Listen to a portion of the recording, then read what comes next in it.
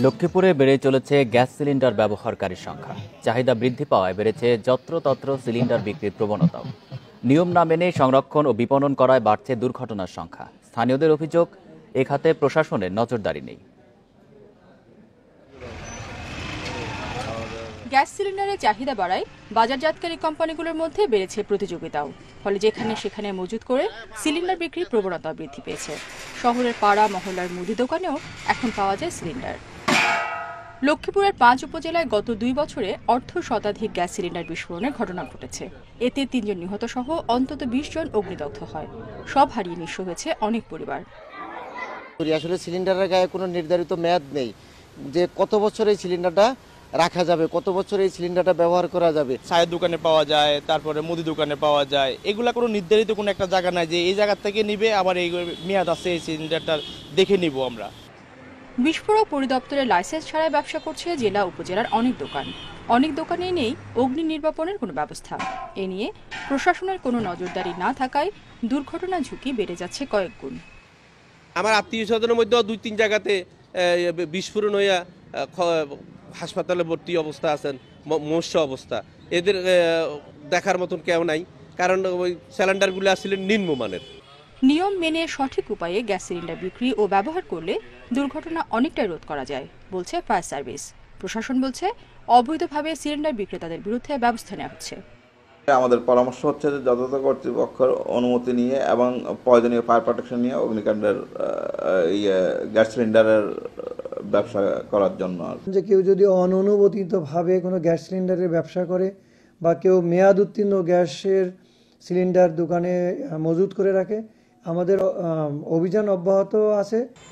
জেলা বণিক সমিতির তথ্য মতে গত ২ বছরে গ্যাস সিলিন্ডার বিস্ফোরণে প্রাণহানি ছাড়াও ক্ষতি হয়েছে ৫০ কোটি টাকারও বেশি। কাগজপত্র আছে, কিন্তু যারা অবৈধ বেচে তাদের কাছে যান, আপনি পেতে পারেন। এই জন্য অগ্নি নির্বাপন যন্ত্র রাখতে হয়। ওগুলোর ব্যবস্থা আছে, সরকারি লাইসেন্স আছে। আসলে গ্রামের পর্যায়ে তো, যার কারণে আমাদের ওইরকম ব্যবস্থা এখন আমরা নেই না, বা আমাদেরকে কি এরকম দিক নির্দেশনাও দেয়নি। যদি আমাদেরকে দিক নির্দেশনা দেওয়া হয় তাহলে অবশ্যই আমরা সেই ব্যবস্থা নিয়ে নামবো আর কি। এখন যে লোকাল বাজার হিসেবে হয়তো অনেকে তালাশ করে, সেই হিসেবে আমরা দিচ্ছি আর কি। আর আমার দৃষ্টিকোণ থেকে এই ক্ষেত্রে ফায়ার সার্ভিসের লোকরা আমাদের এখানে আসা উচিত। আর সেটা যেমন আপনি এখন আমাকে বলছেন, এবার যখন তদারকি করে তারা সব প্রত্যেকেরই মনে একটা ভয় কাজ করবে যে আমাদেরকে মনিটরিং করা হচ্ছে, আমাদের এখানে নাই, সচেতনতা বৃদ্ধি পাবে। তখন প্রত্যেকে কিন্তু রাখতে বাধ্য এবং করতে বাধ্য। তো যেহেতু আপনি বলছেন, ইনশাল্লাহ আমরা ওইভাবে চেষ্টা করবো আর কি।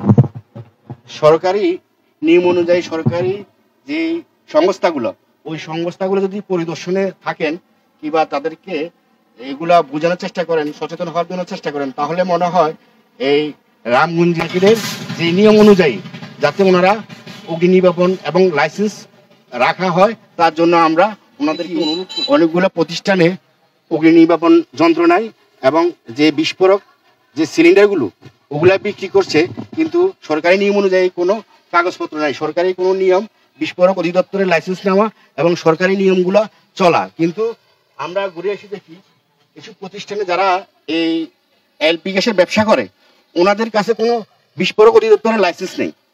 তাই আমরা সচেতন করছি যাতে ওই ধরনের ব্যবস্থা নিয়ে মার্কেট এবং বাজারগুলোকে নিরাপত্তার স্বার্থে যাতে ওনারা প্রতিরোধ ব্যবস্থা রাখেন এবং সরকারি নিয়ম অনুযায়ী ওনারা নিয়ম অনুযায়ী তো রাখছেন। জি, আপনার কি কাগজপত্র আছে? না, কাগজপত্র ছিল, ওর দোকান পোড়া গেছে। দোকান পোড়া গেছে, অ্যাপ্লাই করছে, এখন আসেনি। আমরা আসলে সরজমিনে পরিদর্শন করার জন্য আসছি। এই মার্কেটগুলোতে, বাজারগুলোতে কোথাও অগ্নি নির্বাপন এবং প্রতিরোধের ব্যবস্থা নেই। এই যে এলপিজি গ্যাস বিক্রি করে ওর কোনো লাইসেন্স নেই এবং অগ্নি নির্বাপন কোনো ব্যবস্থা থাকার কথা থাকলেও ওনারা কোনো ব্যবস্থা দিচ্ছে না। তাই সরকারের কোনো নিয়ম নীতি না মেনে এই বাজারগুলোতে ব্যবসা করে যাচ্ছে।